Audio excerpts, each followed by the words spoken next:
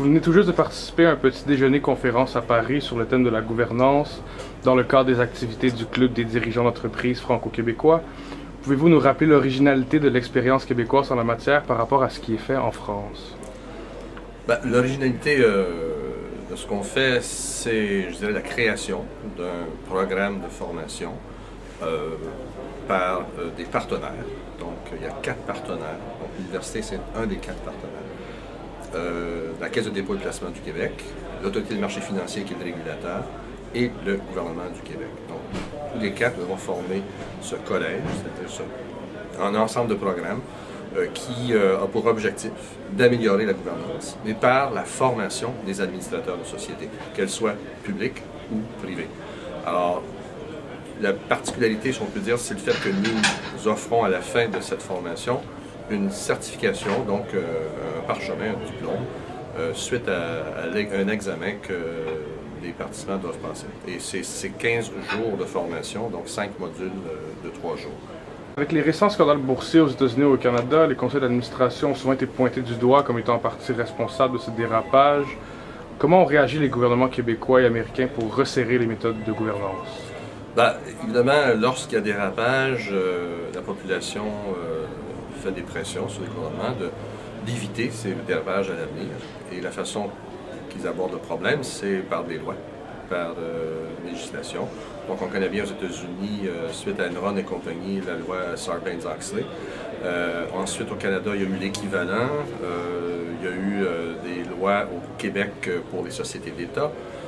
Donc, un cadre législatif qui se met en place.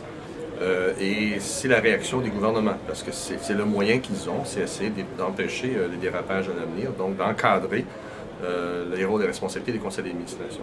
Donc c'est ce que font les gouvernements. Nous, notre approche, c'est de compléter ça par la formation, parce qu'on ne peut pas tout légiférer. Il faut aussi que les gens, les administrateurs, comprennent bien leur rôle et soient bien formés à exercer ce rôle. Et c'est le rôle du collège. L'Université Laval est actuellement la seule à offrir une formation francophone en gouvernance menant à une certification universitaire. Pensez-vous que ce programme de formation peut inspirer d'autres pays francophones, en France par exemple, avec l'Institut français des administrateurs? Effectivement, il y a l'IFA, je peux y revenir tout à l'heure, mais aussi en ce moment on travaille avec le Maroc. La Caisse de dépôt du Maroc a un projet similaire, ça fait plus d'années qu'on échange avec eux. Donc l'IFA, on a un partenariat, une entente cadre.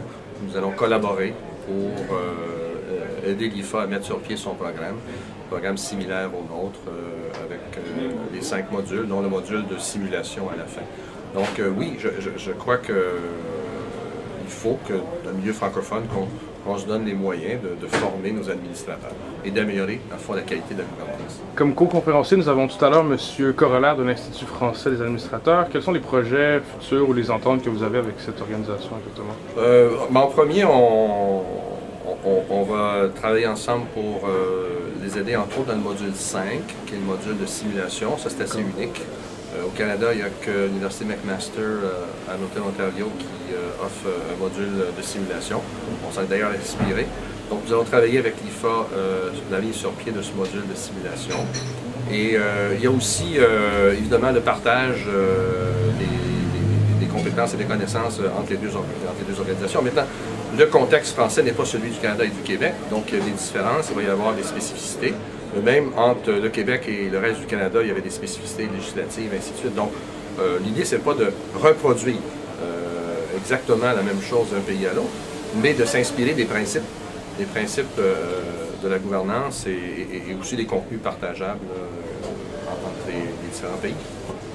Bien, je vous remercie beaucoup, monsieur, d'être venu pour cette conférence. Merci de votre accueil, merci de votre écoute. Bon retour.